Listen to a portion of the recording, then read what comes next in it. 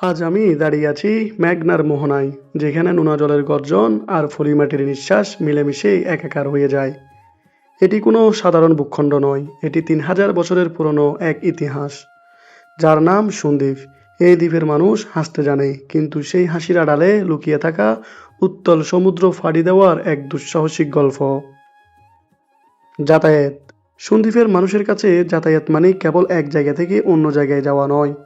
যাতায়াত মানে জীবনের ঝুঁকি নেওয়া। কুমিরা গুপ্তচড়া ঘাট কিংবা বাঁশবাড়িয়া যেই পথে আসুন না কেন, ওই লাল বুট আর মালবাহী স্টিমারগুলোই আমাদের ভরসা। সন্দ্বীপের সেই মোহনায়, যাকে আমরা বলি আমাদের অস্তিত্বের প্রবেশদ্বার।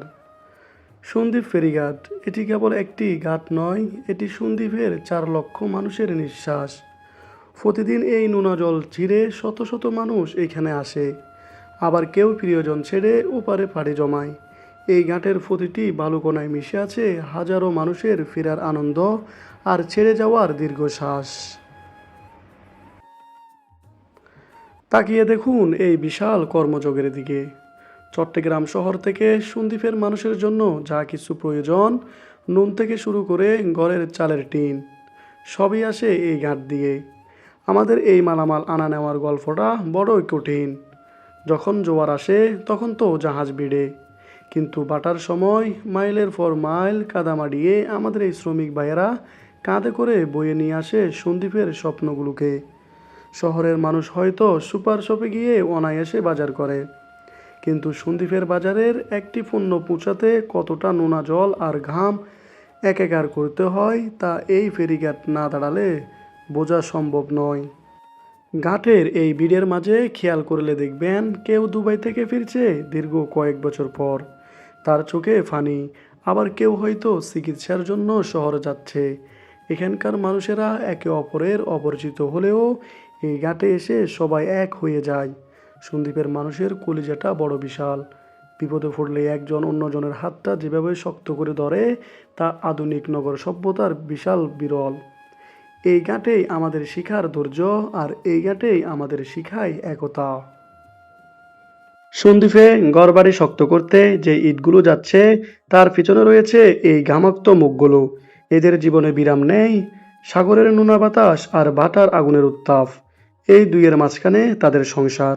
কেউ ঘরহারা হয়ে এখানে শ্রম দিচ্ছে, কেউ বা নতুন ঘর বাঁধার আশায় নিজের রক্ত ফানি করছে।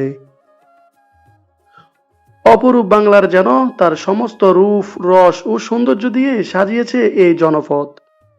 বছরের প্রথম বৃষ্টিতে সবুজে সবুজে সাজিয়েছে চারপাশ।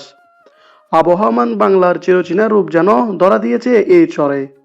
এ যেন দক্ষ কোনো শিল্পীর ছবির মতো সুন্দর এই জনপদ। সকালবেলার এই শিশির ভেজা সবজির ক্ষেতগুলো দেখলে মনটা জুড়িয়ে যায়। সন্দ্বীপের এই শান্ত প্রকৃতি, যেখানে কোনো যান্ত্রিক কোলাহল নেই, নেই দুয়াশা, আছে শুধু টাটকা সবজির ঘ্রাণ আর বাতাসের দোলায় হেলে পড়া ফসলের ক্ষেত। এখানকার লাউ আর সিমের যে স্বাদ, তা শহরের বড় বড় সুপার শপে খুঁজে পাওয়া ভার। প্রকৃতির যেই দুই হাত উজাড় করে সন্দ্বীপের দ্বীপকে সাজিয়ে দিয়েছে। আর এই যে দেখছেন ক্ষেতের কোনায় ছোট্ট একটি ঝুপটি ঘর, হয়তো শহরের মানুষের কাছে এটি কেবল এক টুকরো কুড়ে ঘর, কিন্তু আমাদের সন্দ্বীপের কৃষকদের কাছে এটি এক ফরম শান্তির নিট। তৃপ্ত দুপুরে একটি জিরিয়ে নেওয়া, কিংবা বৃষ্টির দিনে মাটির চুলায় চা বানানো, এই ঝুপটি ঘরগুলো তাদের সঙ্গী। বাঁশের বেড়া আর খড়ের চালের এই ঘরগুলোর ভিতর যে প্রশান্তি আছে, তা কি শীততপ নিয়ন্ত্রিত অট্টালিকায় পাওয়া সম্ভব? এখানের মানুষ অল্পতেই তুষ্ট। এই কুঁড়েঘরগুলো আমাদের মাটির সাথে, শিকড়ের সাথে বেঁধে রাখে। এগুলো শুধু থাকার জায়গা নয়, এগুলো আমাদের সরল জীবনবোধের এক একটি প্রতীক। দর্শক, কি অসাধারণ জায়গা!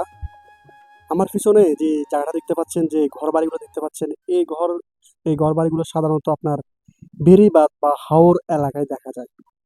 তাদের বসবাস, তাদের শান্তি, যারা শহরে থাকে তাদের চাইতে আমার মনে হয় তারা প্রচুর শান্তিতে আছে। যদিও অন্য দিক দিয়ে শান্তিতে নাও থাকতে পারে, তবে তাদের প্রাকৃতিক যেই মিলমিশাটা বা প্রাকৃতিক যে ওয়েদারটা, সব মিলিয়ে আমার থেকে মনে হচ্ছে তারা, মানে এখানে আমার মনে হচ্ছে আমি যদি এখানে থাকতে পারতাম কতই না ভালো হইতো। যে শহরের বা বাসা বাড়ি থেকে এই জায়গাগুলোর মধ্যে যারা বসবাস করে, তাদের সাথে আপনি 1980 সাল বা 1980 দশকের মানুষদের সাথে আপনারা মিলাইতে পারবেন। কি অসাধারণ জায়গা! আমি আমার ভাষায় প্রকাশ করতে পারতেছি না। যদি এখানে যদি সারাটা দিন থেকে যেতে পারতাম, কতই না ভালো হতো। এবং আমার আকাঙ্ক্ষা সেটা হচ্ছে, আমি যদি এই বাড়ির ভিতরে যেতে পারতাম, আপনাদেরকে সবকিছু তাদের দেখাইতে পারতাম। এই যে আপনার গরু, আপনার যে রান্নাঘরের যে ইয়েটা এবং পুকুর কাটলাটা, তারা এখান থেকে তারা গোসল করে বা এখান থেকে তারা তাদের জামা কাপড় ধুয়, এখান থেকে তারা তাদের দৈনন্দিন জীবনের যে কাজগুলো আছে তারা এই পুকুরতেই করে। এটা একটা হাওরের মতো। সন্দ্বীপের আপনারা আমরা হাওর সাধারণত জানি হচ্ছে কিশোরগঞ্জের যে ইয়েটা বলে সেটাকে হাওর বলা হয়। কিন্তু এই সন্দ্বীপের এই বেড়িবাঁধ এলাকাটা দেখেন, এটাকে বলা হয় একটা খাল। যে খালের মধ্যে তারা বেড়িবাঁধের নিচে ঘর বাড়ি দিয়ে তারা বসবাস করে এবং এই পুকুর থেকে তারা তাদের নিত্যদিনের পানিগুলা নিয়ে থাকে। খাওয়ার পানিটা আলাদা। তো আপনাদের কেমন লাগছে জায়গাটা অবশ্যই জানাবেন। আমার তো ভাই মানে থেকে যেতে ইচ্ছে করতেছে।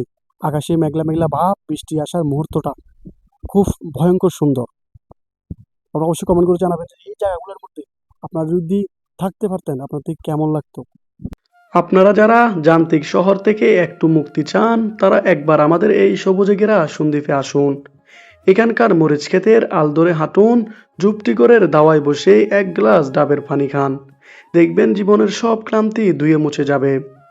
আমি আরমান আবিদ, সন্দ্বীপের এই শাশ্বত গ্রাম বাংলাকে সাথে নিয়ে বিদায় নিচ্ছি। দোয়া করবেন আমাদের এই সোনার মাটির জন্য।